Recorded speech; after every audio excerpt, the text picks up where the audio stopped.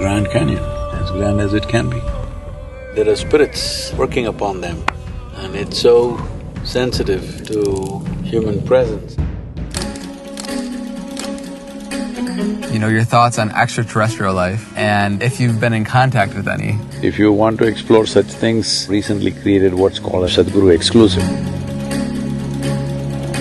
Good luck with your motorcycle tour across America. Hopi means peaceful. We'll recognize you by your new red beard. That'll happen by the time I reach there. For the inner dimension of the human being, 1,000 years ago, people had the wisdom and the strength and the determination to do this.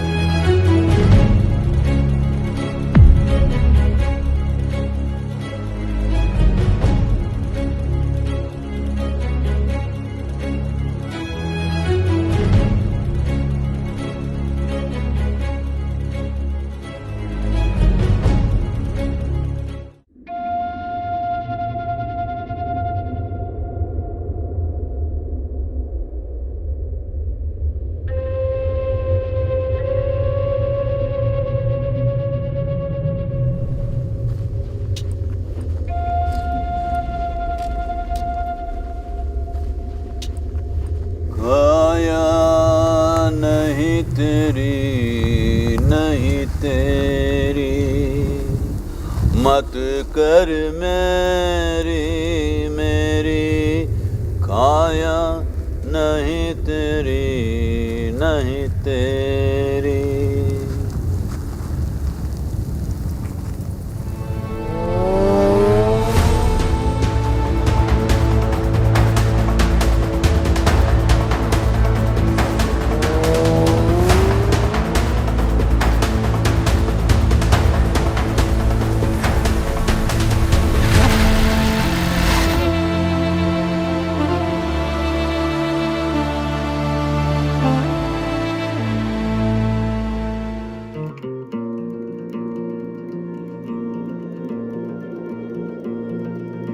I'm curious, from your perspective, what is true spirituality?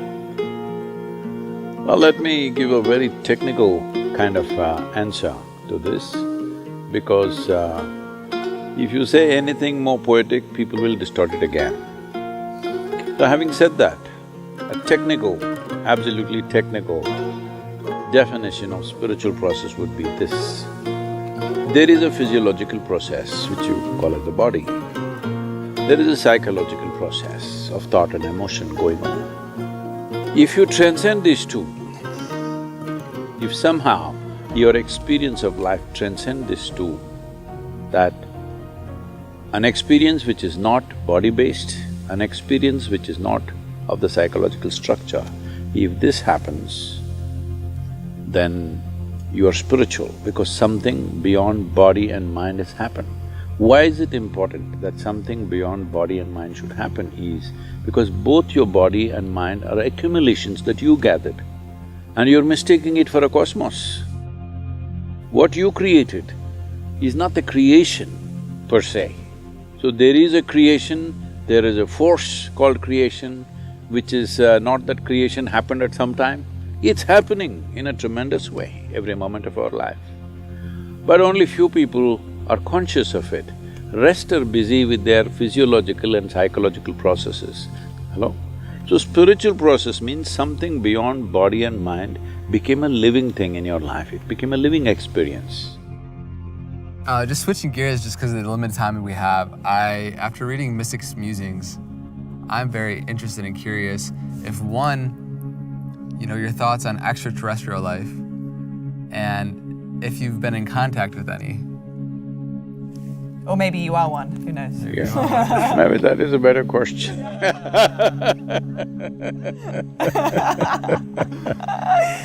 Well,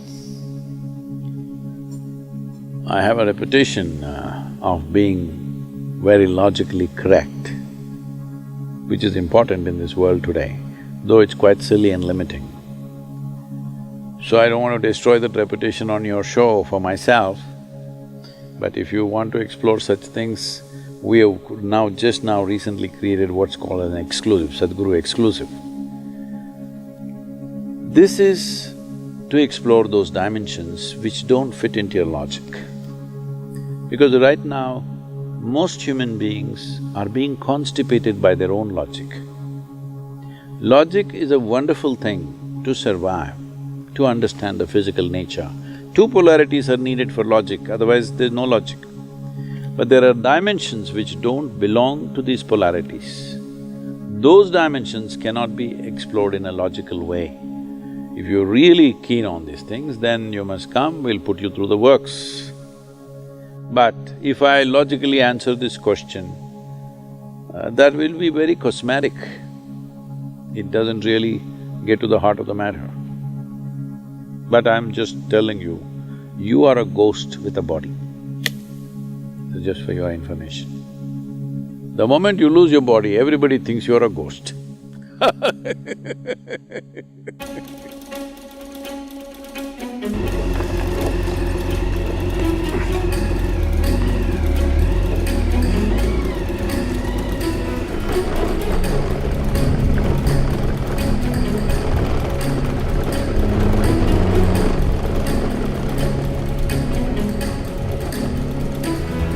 So Mojave Desert, here you see some unique rock structures, very different.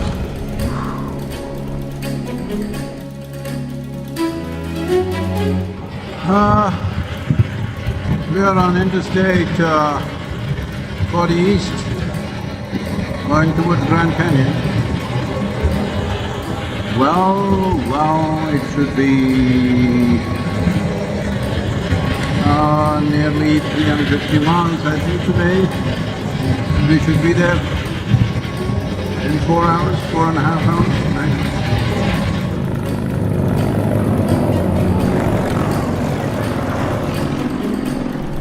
Just entered Arizona in the Mojave Desert and just stopped for a few minutes to hydrate ourselves.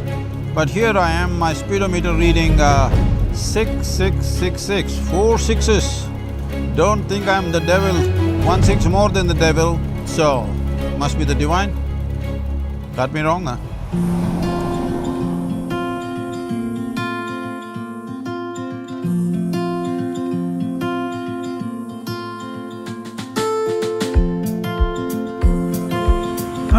We are entering the exit for Grand Canyon, 165, Williams Grand Canyon. What a magnificent place it is, but we are a bit late for the sunset.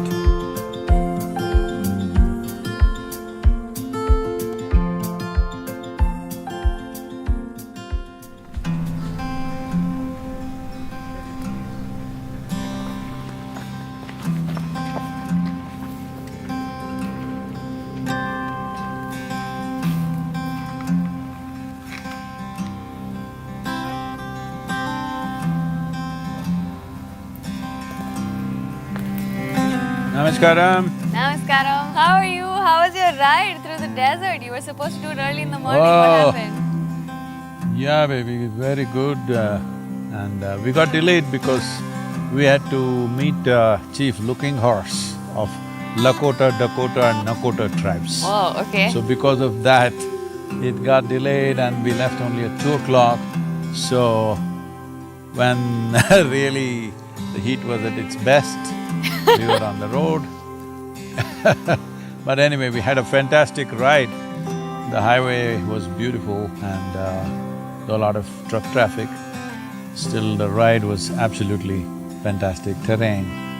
So we got here yesterday evening, we wanted to come here for sunset, but we got here a little late. So today night also we are staying here at the Grand Canyon. We're just outside the national park right now for this shoot. Then moving to Sedona tomorrow. Oh, really? But does the Grand Canyon have any significance for them?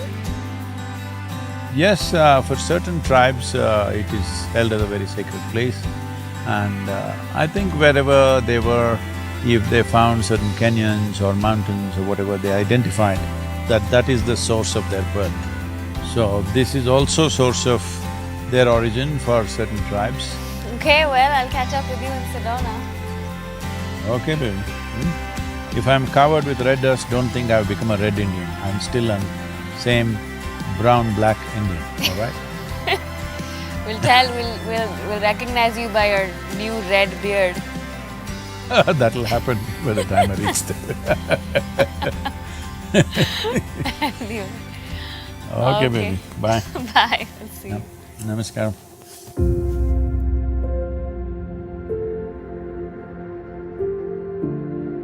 Here we are at the Grand Canyon, formed over millions of years, exposing geological history of this place, which goes back to 1.8 billion years as they estimate.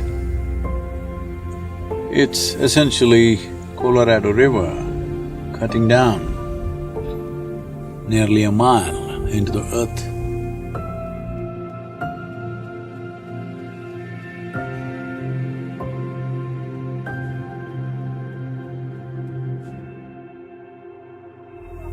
Can you imagine this? Colorado was flowing here and now it's down there, a mile down into the earth. That's a kind of change that is happening on the planet at various levels. In our little lifespan, we may not notice these things, but here is a living proof of what kind of earth moving happens over a million years or so. It's absolutely incredible, unimaginable.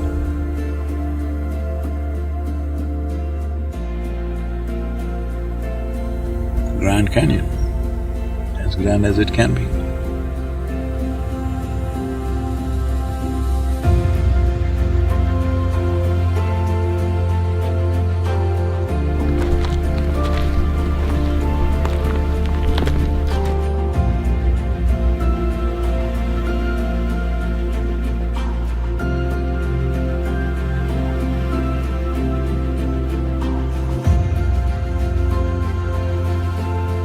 Let's go to Rudraksha.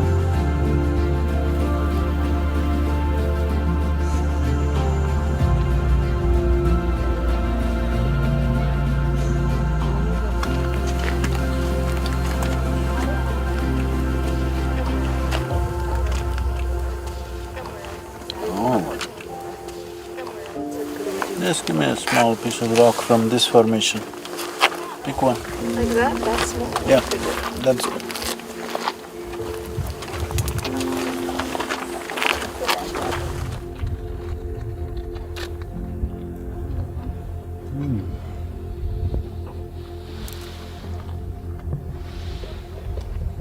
Wait, Jennifer and Natalie. Jennifer, leave your camera with somebody. Both of you go down there. Huh? This is rolling. Just close your eyes and see if you can take off your survive without the hats. Back to back. Close your eyes, keep your hands open and just sit down.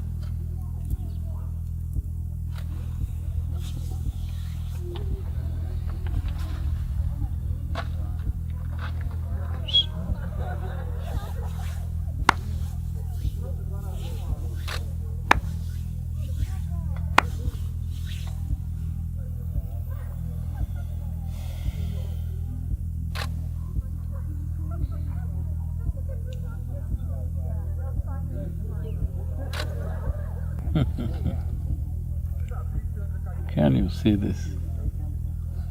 Huh? All this time it was going round and round. Can you see this now?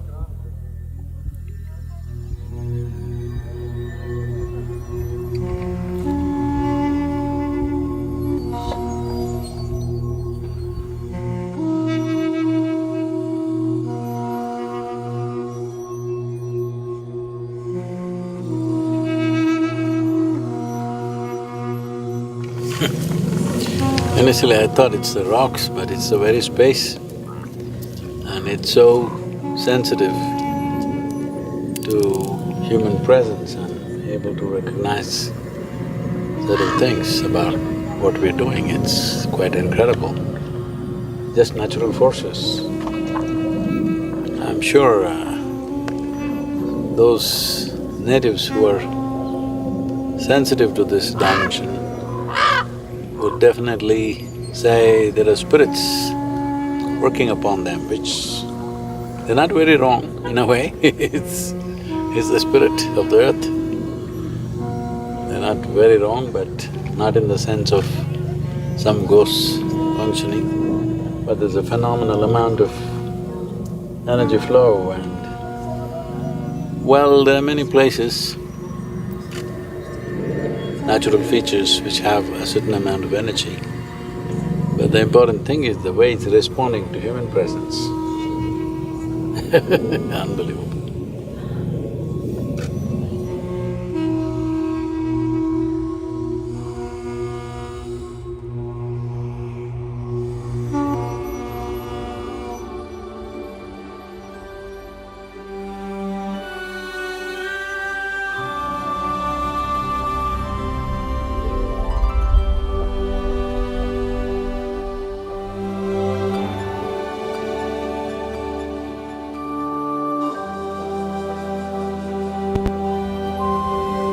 Leaving the Grand Canyon National Park towards Sedona.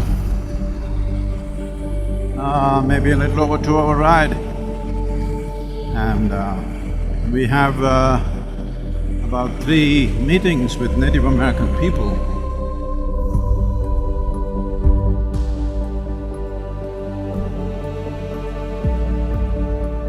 Please feel free to say whatever you wish to say about your tribe and its culture and its spirituality especially.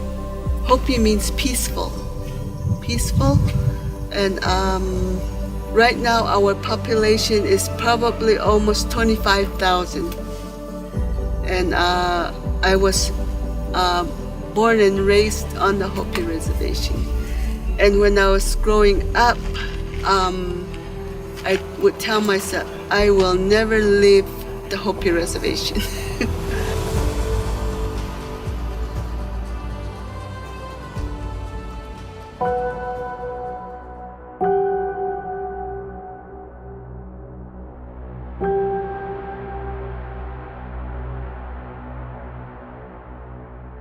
I am Havasupai, and Havasupai literally translates into the people of the blue-green waters. The people of the blue-green waters, regional for my area, were known as the guardians of the Grand Canyon. A small tribe, we number all of about 650 plus people in the entire of the tribe. Though the people based in that bottom of the in the canyon have become carriers of the medicine of what we refer to as the master altar. The master altar simply being the Grand Canyon. Havsuit,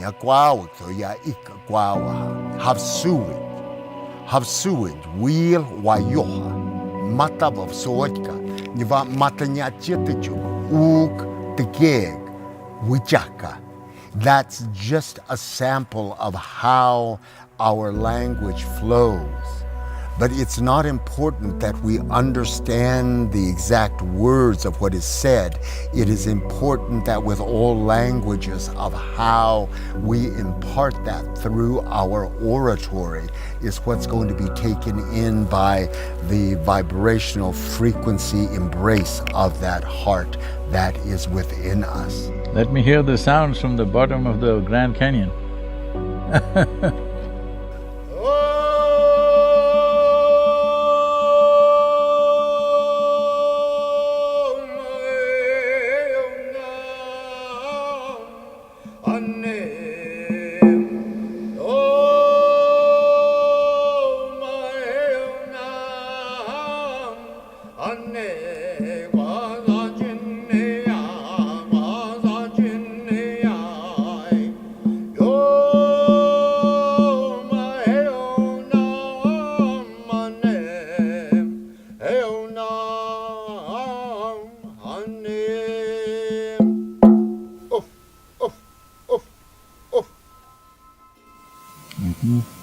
Wonderful.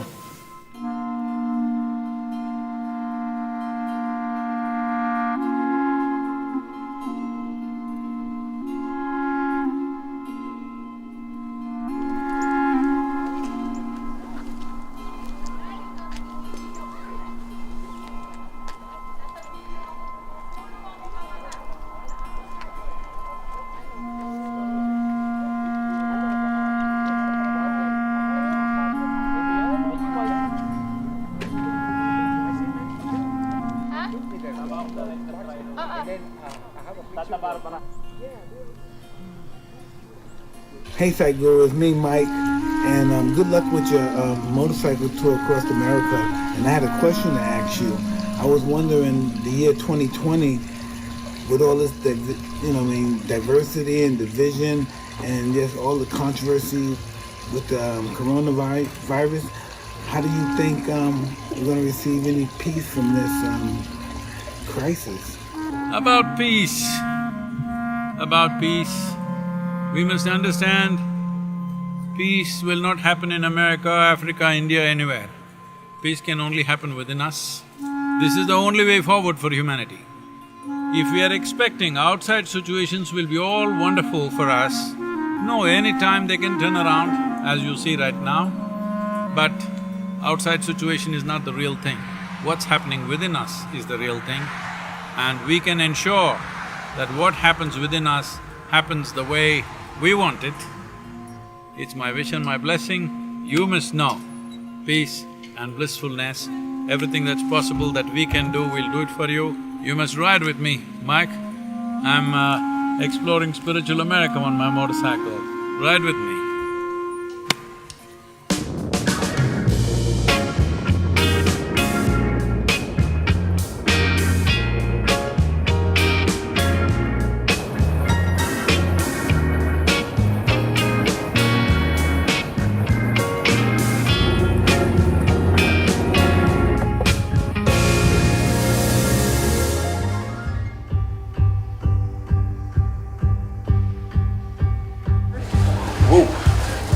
So this is your wedding ring?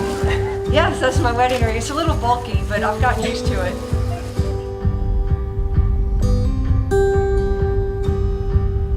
What happened? What'd you do? She fell down. Oh my. Here is a crater formed by a meteorite. Millions of years old, just 150 foot. But look at the size of the crater it created, just the velocity, what it can do. This is why I said, don't go beyond speed limit, because what velocity can do, you know?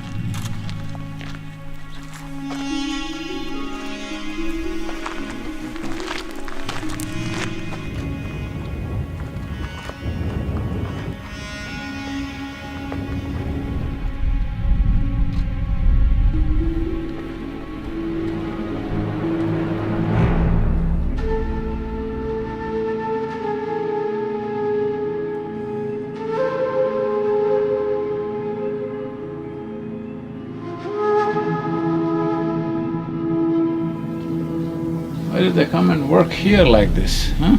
Up there? Where is the scaffolding? You go there and work.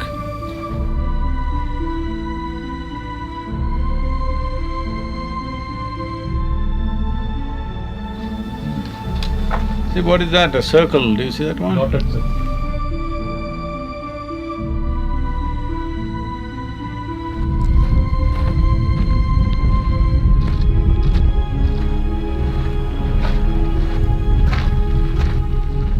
Oh, incredible masonry, huh?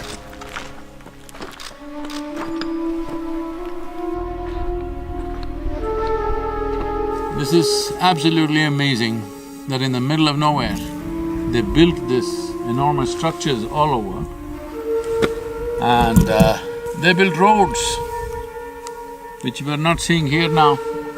But but they built roads 30 feet wide, actually road systems up to 400 miles, straight as an arrow.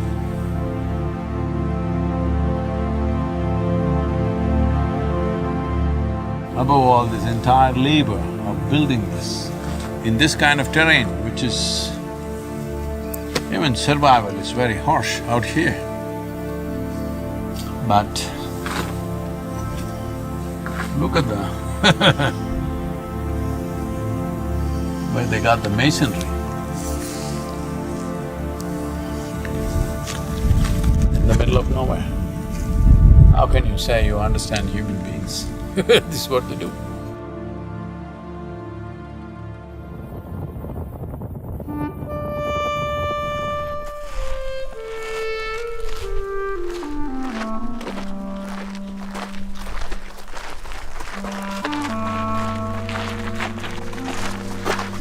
So right now we are here in this place which is called as Pueblo Bonito.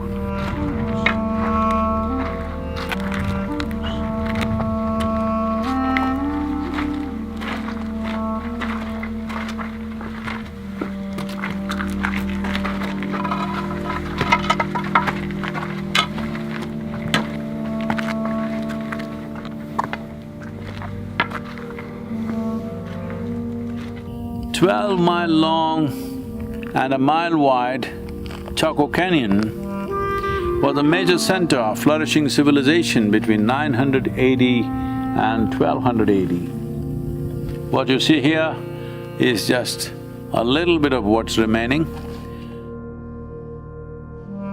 This was not necessarily largely a residential complex.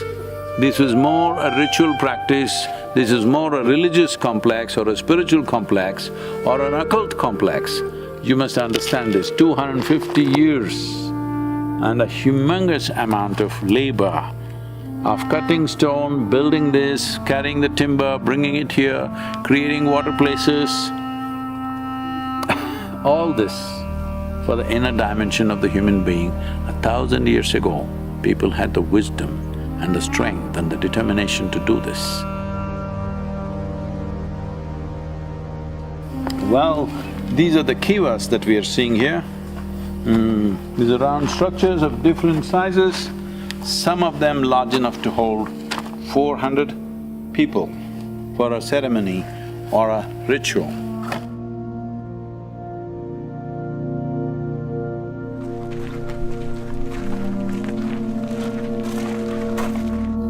Some restoration work has been done, but still this is the original design, unbelievable. Whenever we build anything meditative, we always want to go into the earth, and initially I will say 12 feet, then our architects will come and present their problems and say 6 feet, then our construction team will come and present more problems of drainage and ventilation, then we will settle for 4.5 feet. All our meditation halls are about 4 to 4.5 feet below the earth, but here more courageous people, 1,000 years ago.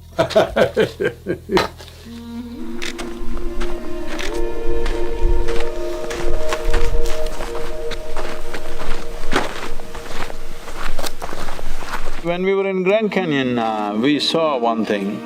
Just with human presence, with a certain level of awareness, suddenly a certain movement of energy, north-south alignment was happening. I'm just wondering, either by observation they arrived at it or by their own energies they arrived at it. We can check it out right now. Somebody give me either a copper chain or a Rudraksh. Yeah.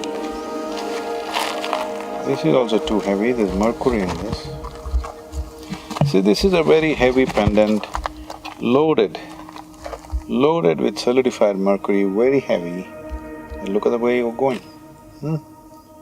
Please mark a line along this, somebody. What is this guy? This is how he goes straight on a motorcycle. See?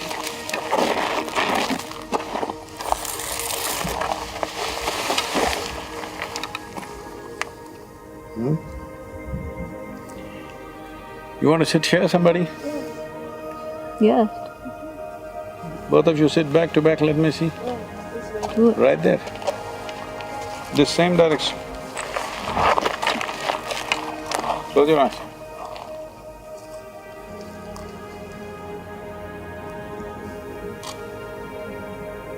What's this, huh? Can you see this?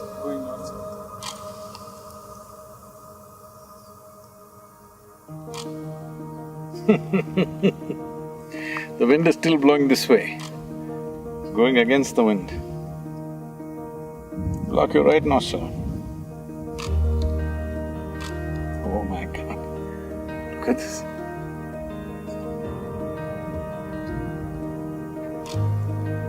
Well, of course, people will say it is the wind, but if wind moved it, it should be moving it this way. This is where the wind is blowing, but it's moving this way. So it should have been very easy to arrive at the alignment here for some reason, I don't know why. Are you ready for the immurement? Hello?